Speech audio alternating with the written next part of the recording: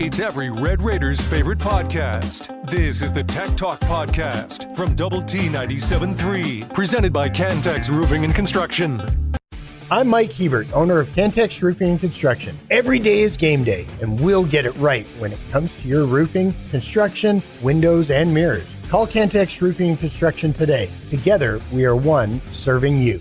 Happy Thursday. It is Tech Talk on Double T 97.3, DoubleTSportsNetwork.com, and the Double T 97.3 mobile app, brought to you by our friends at Happy State Bank. We are live from Twin Peaks. We're here every Thursday when Red Raider football is at home, and that is where the Red Raiders are this weekend. Senior Day against UCF. We'll have a couple of tickets to give away, so make sure to stay tuned for that. We'll do that in the third hour.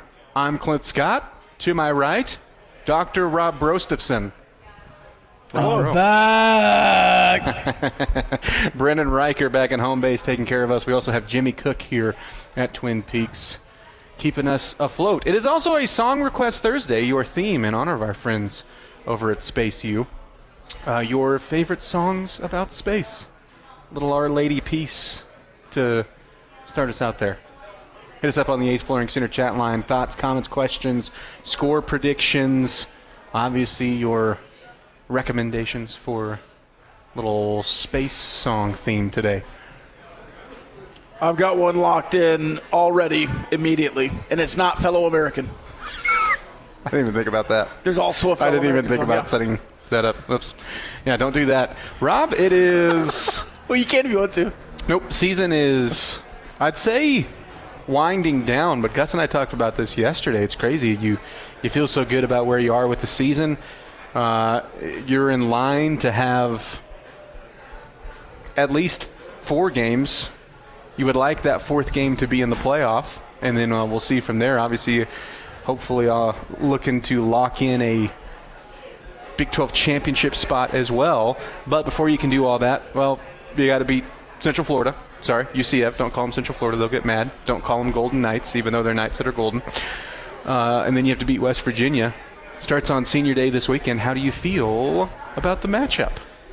Yeah, well, first of all, I was going to say this is your last home game, but maybe not. It could be your second to last home game. Mm-hmm. Depending on how everything else finishes out. Now, if you win the next 2, if you play well and potentially win the Big 12 championship game, you're right back at home in a couple of weeks, December 19th, 20th. So huge matchup for Texas Tech this weekend. And you're getting back to kind of the middle of the schedule when you're playing Oklahoma State and Kansas. And it's all about Texas Tech this weekend. Yeah. Now, certainly you have to pay attention to what UCF does, but they don't really run the ball very well when they're healthy and they're not healthy. They rush the passer well when they're healthy, but potentially after the report last night, they're not healthy there either. So we'll have to see. But as good as they've looked in spurts, and they certainly have looked good, especially in the non-con. Now, I know it's the non-con, but they have just not found the same explosiveness in Big 12 play. And even Jaden Nixon, who's played a bunch, it seems like as a change of pace back, he's really good. But when it's just him setting the pace, it's not nearly as good. The best version of them is when Miles Montgomery is the anchor back. You will, if you look across the season and see a lot of production from Miles Montgomery, and then Jaden Nixon is like, he's the perfect, hey, here is this different sort of look. Here's a home run hitter, and if you miss him once, he could be gone. What was the game that I know it was like a really bad team they were playing, but he had a kickoff return and like 4 carries for 120 yards or something. It's like he was just like an absolute threat, and turns out it was just because of the competition. Now, he's broken some runs, but not to that level. That might have been the North Carolina A&T I think game. It was. I mean, you look at the non-con, they struggled against Jacksonville State, excuse me, let me get it right, and then hammered North Carolina A&T like you would expect, and then also beat North Carolina, who was still, in a lot of ways, they're still trying to figure out who they are, but they've figured out a lot more since that time. And I didn't know what to think of them coming into Big 12 play.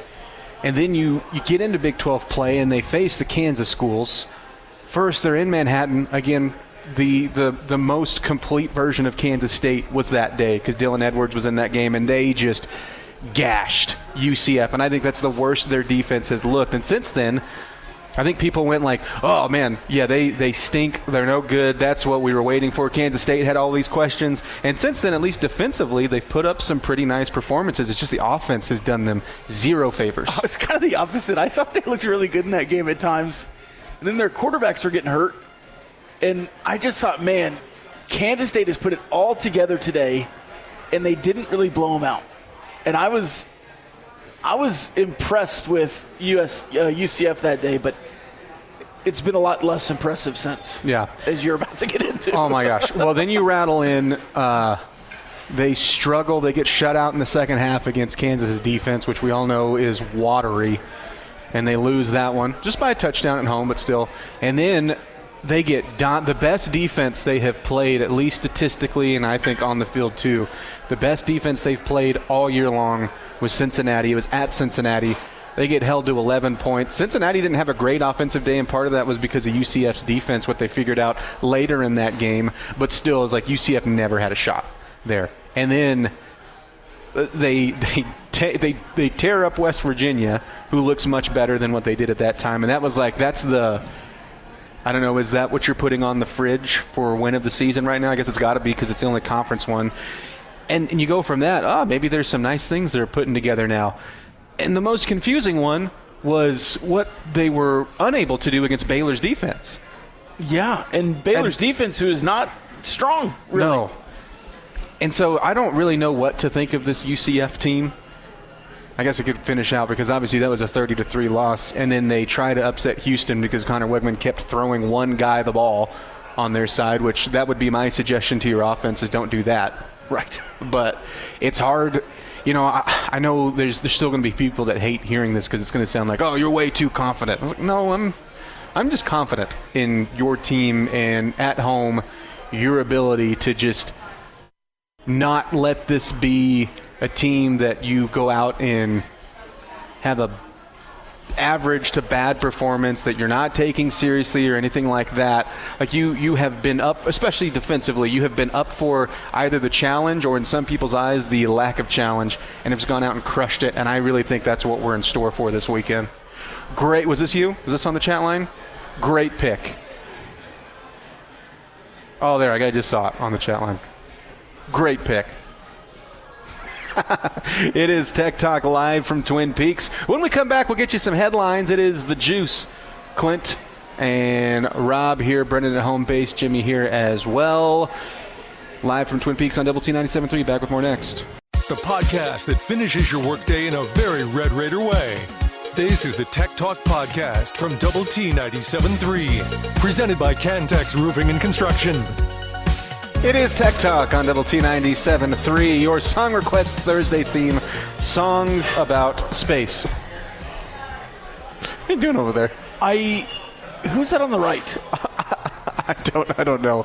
He's on the right of Terry Bradshaw. But he's got yeah. Songs about space. We are live from Twin Peaks. What you got there on your laptop there? It's some interview with Terry Bradshaw on a podcast, but the guy on the right I thought was passed, but he just maybe is sick. We used to have a hotkey that just had somebody screaming focus. Brendan, if you find that, click away, man. We are live from Twin Peaks. Come by, come say hi. Remember, we will have a couple of tickets to give away for this Saturday's matchup against the UCF Knights. A senior day that is, Rob, loaded with seniors that have meant a ton to this program, whether they've been here a few years or are here just for the one-and-done route. And, you know, it helps when you're winning. This is clearly something that helps with the fan base when you're winning. But it's really hard to, in any sport, to get a guy, let alone multiple guys, that you know are coming in here for a year and you grow as attached as I think this fan base has been to some of these guys. And part of it, I think this is where the Joey Maguire effect, where he talks about culture and people roll their eyes, like, oh, what does that mean with wins? No, I mean, it's getting guys who are invested into the university and they want to be here. And yes, they want to win, but it's not just a business transaction, which absolutely happens in the transfer portal era. And I feel like you've got some guys here that are more than that, and that we will remember for years and years and years and years, regardless of what ends up happening here with the rest of the season. So we don't know if Skylar Howard is going to be back next year or not. There's Joey McGuire is very confident they're going to get the 5 for 5, which would be 5 years to play 5 years, which would give him a year, not back, but just a year of eligibility. And he thinks that's going to happen. There are other reports that it's not going to happen, but let's just assume it does. So that means that Skylar Howard will be here 2 years. But even if he's not, like, he's the guy that has been vocal, has been out on the forefront. A guy like David Bailey, we're going to remember him on the field. Yeah. But, like, he's a quiet guy. Lee Hunter, you're going to remember those media clips. You're going to remember the interviews. With Skylar Howard, you're going to remember the speeches and the clips from behind the scenes and the interviews we've done with him. You're going to remember those guys, not just for what they did on the field, but what they did off the field. And those two guys in particular, I mean, Lee Hunter this week on his press conference said, I wish I would have come here 3 years ago. Yeah. Like, I can't believe I didn't find this place earlier. Skylar Howard the same, though he's had a much different route to success. But you're absolutely right. And I also want to point out all the guys in this senior class that have stuck it out and stayed through and are just here for the betterment of this program, like a Chief Collins or a Hayden Wigginton, who aren't necessarily dynamic on the field every weekend, making sacks and getting interceptions and catching touchdowns, but special teams, practice, they're invaluable to the team. You have to have that kind of roster, and they've stayed through all the way. You've got to have buy-in from top to bottom. Like, if you have buy-in from the roster, I think you, like to what you're saying, you forget about some of those guys that still help make up a roster, and you still need more than just to fill out numbers, but everything that they mean from a week-by-week basis of the work that they're putting in for the total work that the team is putting in, whether it's preparation or, the glimpses of production that you'll see on the field like special teams. And I just think that this team has obviously done that, and then you add into it that they're incredibly talented, and you've had really fun results, and a team that I think is one of the most connected football rosters I've seen with a fan base, which is, again, it's just wild to say because you do have so many guys here that are most likely just going to be here for a year. I mean, you can throw in like Cole Wisniewski in there, and then you also have some guys that came in this portal class too that you're hoping to watch grow up, some that are already producing that have a year or two, like like a Bryce Pollock or something like that. But I'm so. Do you know who's a senior or a junior that I thought was a senior all year? Coy Aiken. Oh, really? Yeah. I just thought he was a senior all year. His is funny because, he's just been on the field for so long. Yeah. Yeah. Hit us up on the Yates Flooring Center chat line. I was reading all the seniors' names today. I was like, where's Coy? Oh, he's a junior. Oh, that's cool. Old Razzle Dazzle had a Family Guy picture for old Polly with very large ears. Bullfighter had this. Hey, Rob, how do you feel about our new skip for the Rangers wearing a disgusting purple TCU hat? Ugh. It's acceptable because I believe his son plays for TCU. If it wasn't for family, if it was just like a Dallas thing or a local thing or him just trying to ingratiate himself into the community of the area, which they're not in Arlington,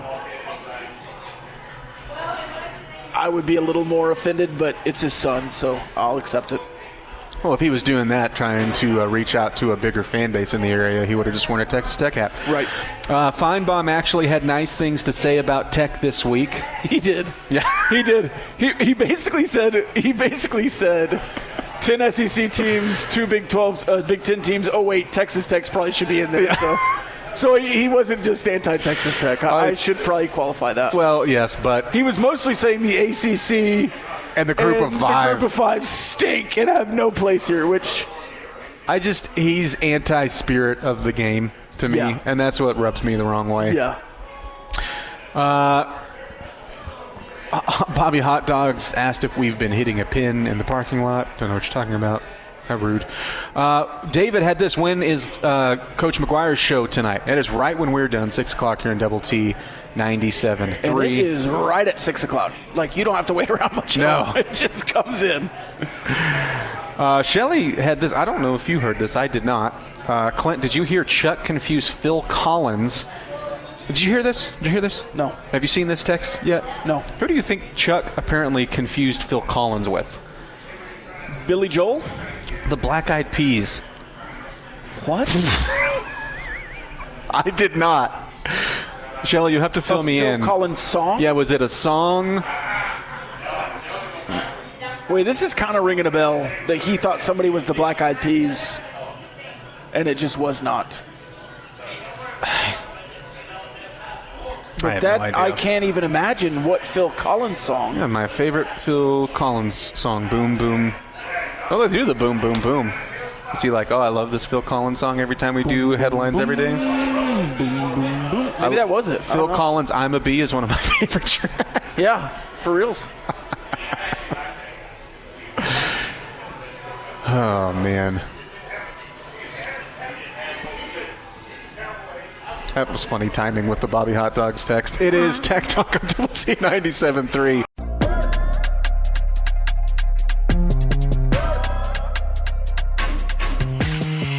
The podcast put together with Red Raider fans in mind. This is the Tech Talk Podcast from Double T 97.3. Presented by Cantex Roofing and Construction.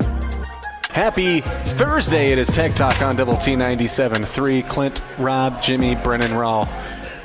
Bringing you Tech Talk today here in Double T 97.3. Twin Peaks, they have a fantastic menu. We've discussed this several times if you've paid attention to our home week shows on Thursdays, if you've listened to us, or if you've watched us on Fox 34 News Now or YouTube.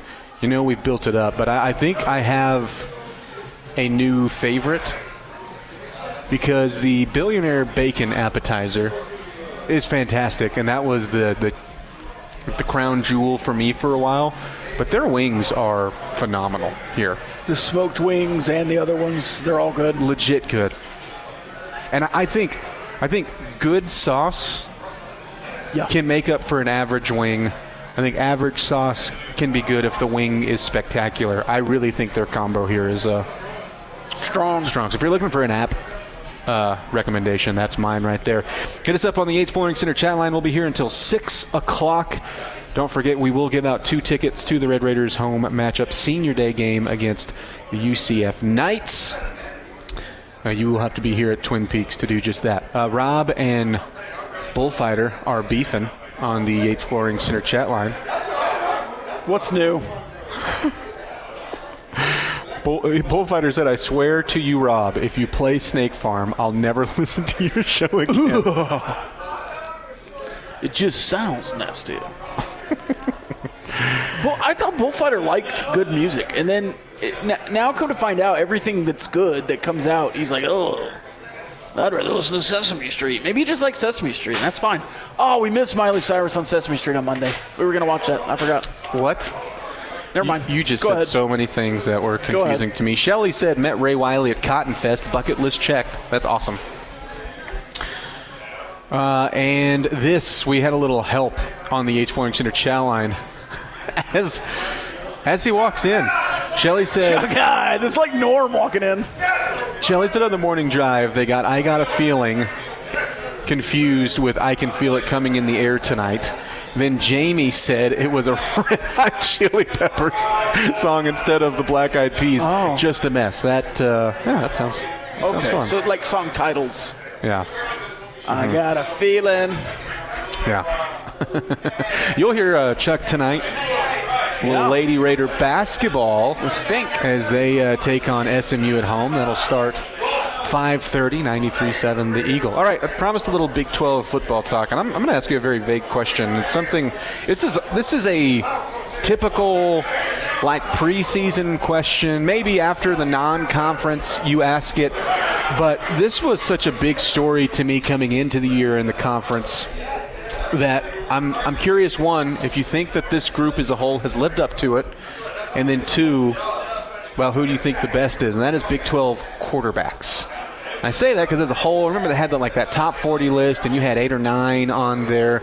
That was the big selling point. How many experienced quarterbacks are in the Big 12? And that's hard to come by, getting guys to come back that you want to come back. You have one on your roster that you wanted to come back and is here and has had a very nice season for you. But who's the best quarterback in the Big 12? And then do you think as a whole they lived up to have lived up to the expectations? So that's a couple of different questions here. First of all, Rocco Becht and Sam Levitt obviously hurt. So I'm taking Sam Levitt out. Rocco Becht, though, has been the most disappointing. I would he or Avery Johnson? I think Avery Johnson had higher expectations in your mind. I didn't have as high expectations, I guess, for him because we've talked about that before. Well, I didn't have high expectations for Avery Johnson. He just always gets thrown out, but in the non-conference and preseason. I still think you're remembering the preseason, but we've had this conversation. Maybe so. Maybe Avery Johnson is in there too. But the most impressive quarterback, maybe to me, and this is not for you, Clint or Chuck Hines, is the best quarterback in the Big 12 right now, Jalen Daniels. If Brendan Sorsby didn't just get punked against Utah, I thought he was the easy answer, and but all of Cincinnati got punked against Utah. So bad in the 2 brightest light games of his season. He was awful. He was so bad against Nebraska, if you remember all the way back to week 0. Mm-hmm. And he was really bad against Utah twice. So I just, maybe consistency has him up there. Obviously, Sawyer Robertson's in the conversation. He's almost getting hurt because of how bad his defense is. Yeah. And you can't play on, I guess you can play on both sides of the ball. Travis Hunter, shout out. But, I mean, if you're a quarterback, sometimes, I don't know. He's been really good, but he hasn't been, great enough, and neither has the offense as a whole to make up for some of their defensive inefficiencies. Is Connor Wegman?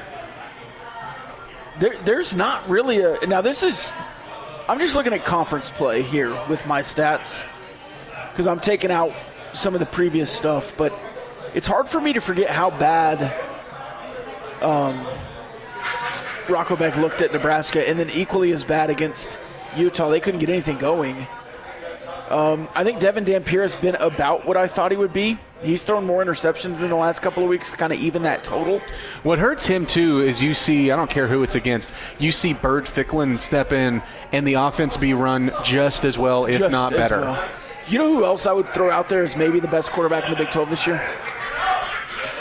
Noah Fafita. He has been night and day from last year to this year.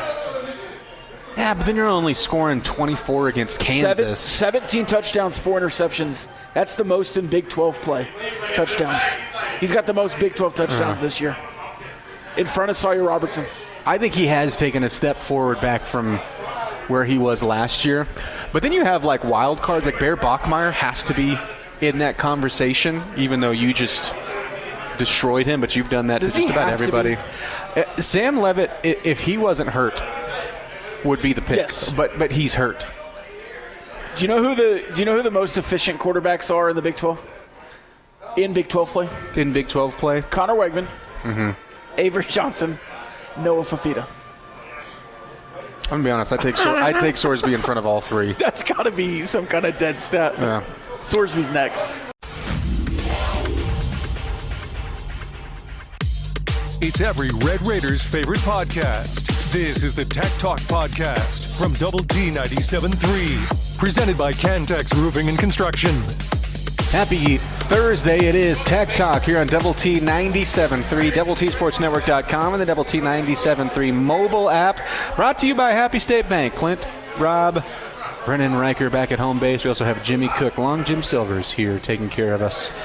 It is almost time for a play of the day. We'll get to that in just a moment. Just a reminder, you come out to Twin Peaks, and it's almost time for college football playoffs, right? Very close. Almost bowl season, too.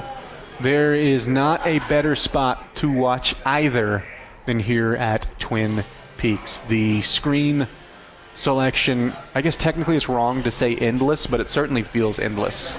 It certainly does. It's like they sell TVs here. Yeah. It's like you're walking into like a Best Buy. Sure. With beer. Yeah. Do you ever have like a store like that where you go in there with your mom? Mine was Sears, specifically.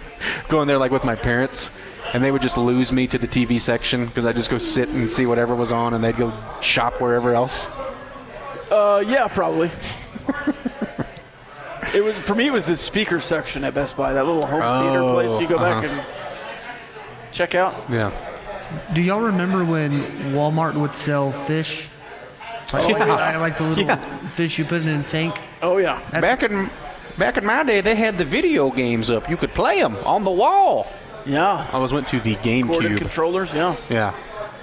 I bet Brennan was doing the Just Dance in the hallways. He was so excited when the Wii was coming out originally, so he could get those controllers in the store. Yeah. Shimmying and shaking away. All right, it is time for Brennan's dancing play of the day.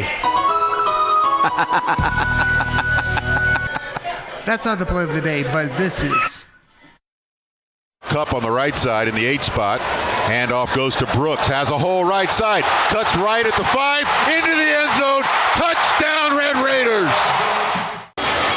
Red Raiders head in the right direction with the 24-23 win over UCF in their.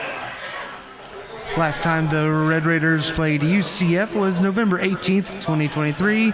Tech 24, UCF 23. And that had a doink of its own that played a huge role in that game. And what I can't remember is if we felt like it was going to come down to a point or not. It felt close the entire game. It felt like a slog. And that was Taj Brooks kind of just put the team on his back. Yeah. From what I remember. Well, obviously that was an important one just to get to bowl eligibility too. So I'm expecting a much different outcome. Let me ask you this, which, by the way, you can check out Red Raider Recon. The latest episode is out on our YouTube page. That's true. With Rob and myself every Wednesday. Something that we discussed a little bit, but I did want to discuss on the show because I think Scott Frost, and honestly we can just redo this conversation next week with Rich Rod. But can Scott Frost do it again? Can he turn them around in a more difficult conference and also in a much different era of college football? 2016, 2017 is when he's there the first couple of years. 2017 is a 13-0, woohoo, we won a national championship, let's make everybody mad season. Well, not everybody. I was laughing. I think they can. I'll be very intrigued to see what the UCF NIL budget looks like and what the recruiting budget looks like, because the way he's complaining about it right now, maybe not. And they'll certainly have to compete with the top of this conference in that respect. But I think if you're just looking at UCF and Scott Frost, it's a much more natural fit. And I think you can get athletes there to compete. Can you get enough of them? Can you get enough of them to compete with the top of the conference? Can they be there with BYU and Texas Tech and Utah year over year in this kind of new look conference? I'm not sure. But I have full confidence that UCF can be, middling to strong in this conference from years to come. Now they're climbing up a real big mountain right now that Gus Malzahn left them at the bottom of. But it does feel like Scott Frost is a natural fit there.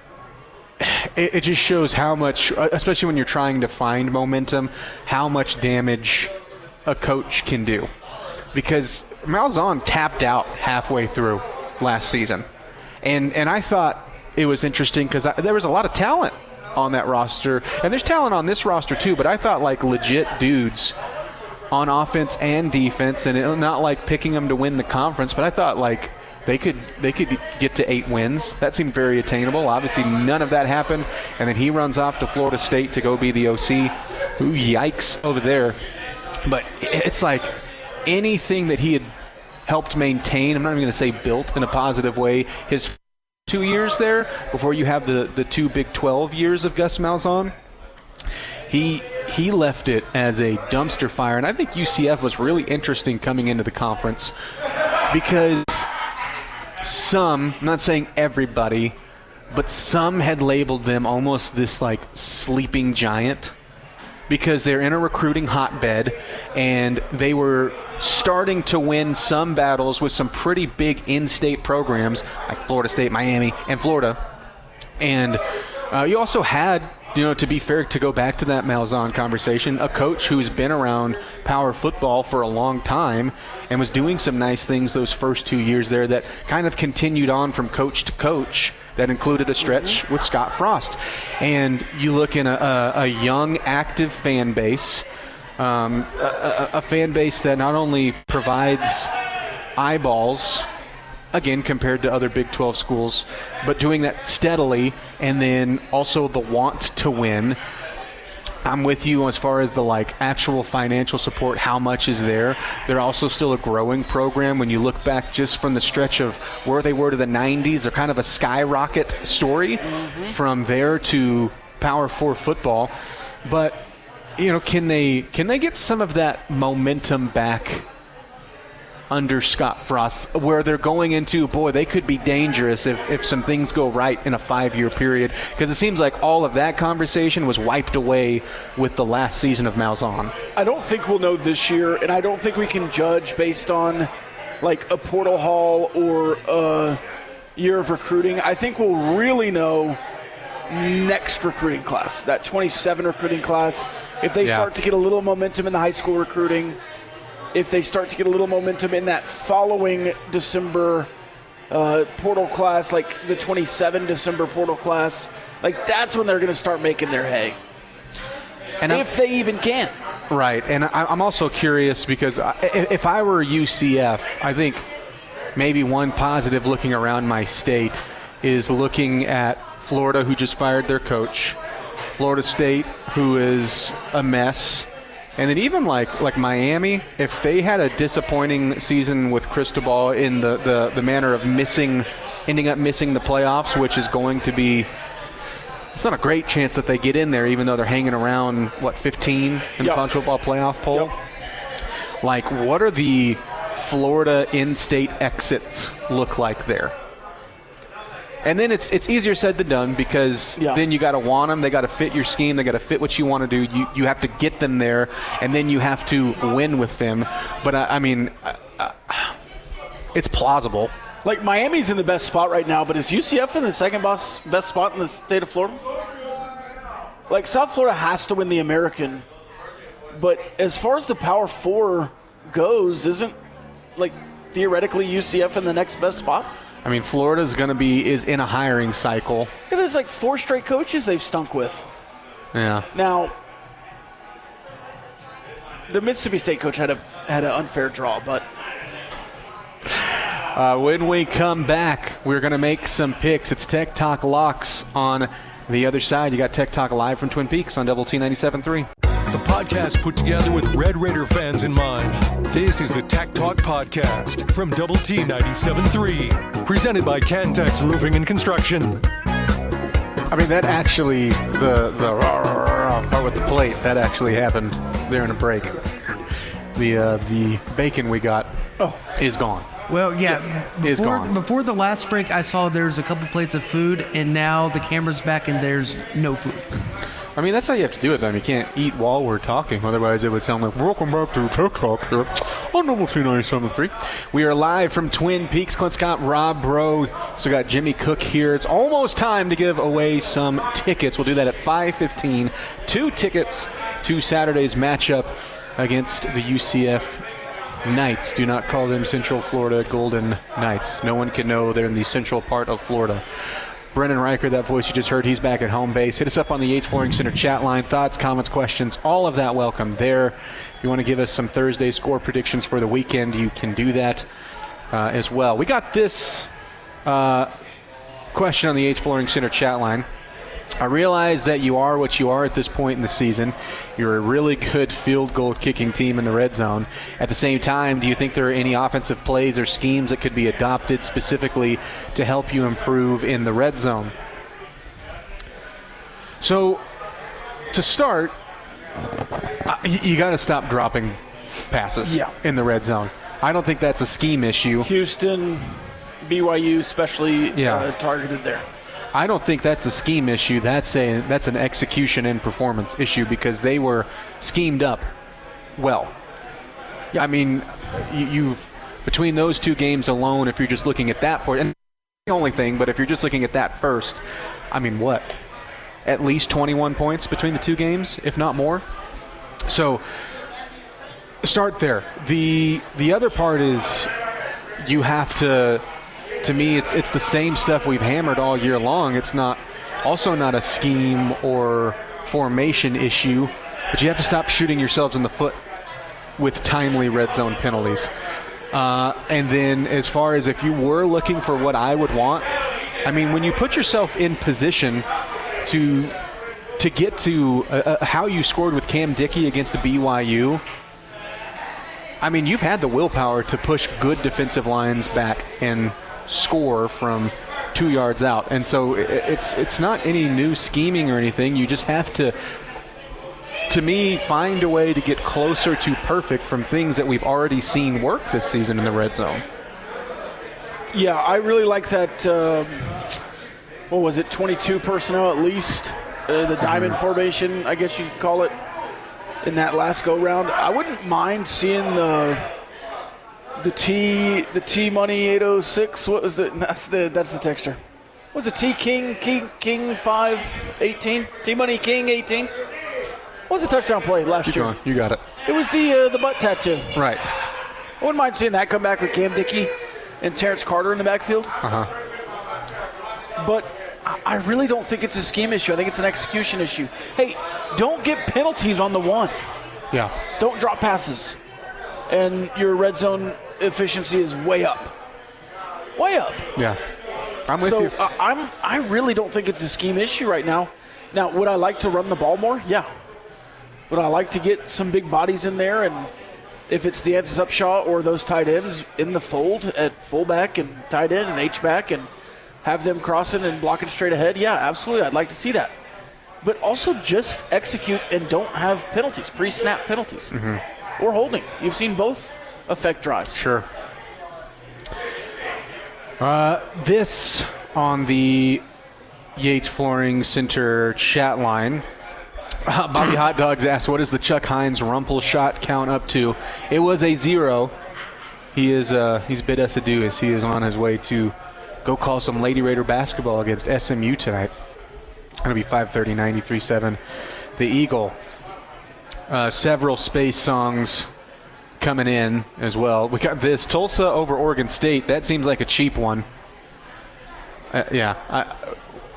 Got to take advantage of the lines that are out, right? Sure, yeah. I can't believe they're favored anywhere, much less, did you say on the road? Yeah, at Tulsa. Wow. Well, Tulsa's also bad, so I guess that makes sense. Old Zach Kitley just hammered him last week. The great Gordo had this. Dear Clint, how are you, buddy? I am fine. I'm fine as well. Thanks for asking. I know a lot of Tech fans want the Red Baron to sit for the next 2 games so he can get healthy, and I get it. But doesn't it kill momentum and probable style points? Thank you for the UCF talk that you give us. P.S. Please tell one of my leaders, the great Rob Breaux, that he's moving up to legendary status after Sportstrom retweeted his post about the coin flip in Plainview. Thank you, Gordo. Yeah, if he can go, I know that you are thin right now without Will Hammond, your main backup. I understand that, but you are 100% better with Baron Morton. And do you need him to win the next 2 games? Probably not. But the problem there is I'm saying probably not, and I would like to just go ahead and knock out and make sure that you get there. Now, to me, this is the ultimate, whatever the best Shieldwood pregame speech, and he's had some great ones, the best Joey McGuire speech, whatever you're getting from Skylar Bill Howard, whatever it takes to murder these teams in the first half and get those guys out, let's do that. But, yeah, if Barron can go, he's going to play, and he should. This is for sure a team game. And the team success is more important than anything else. But there's also a certain amount of personal success that's out there for these guys.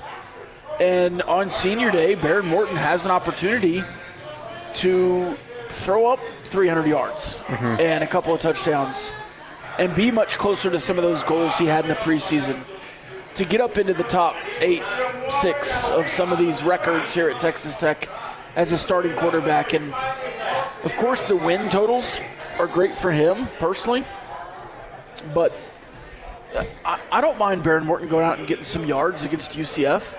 Now, if he's going back there and doing 7-step drops and getting out of the pocket, and there's even the opportunity, there was a kind of a read option play where he was supposed to look in the flat and it wasn't open, so he ran. Yeah. None of those plays should happen. But if he's back there like Tom Brady, getting it out within 2.6 seconds, I wouldn't mind him playing the whole game. Now, if it's 56-0, maybe not, but he's the quarterback. You have the ability to get a big lead on both of these teams and coast. That is, and you can do it while even have Barron out there, and in some ways have a little bit of protective play calling. You're good enough to do that. That is just go ahead and nail down a spot in Arlington. That's more important. I think you can be in the playoff, be in Arlington winning 25-24. You're not going to be a top 4 seed doing that. No. This has been the Tech Talk Podcast, presented by Cantex Roofing and Construction. Check out our library of Double T 97.3 podcasts at doublet97.3.com.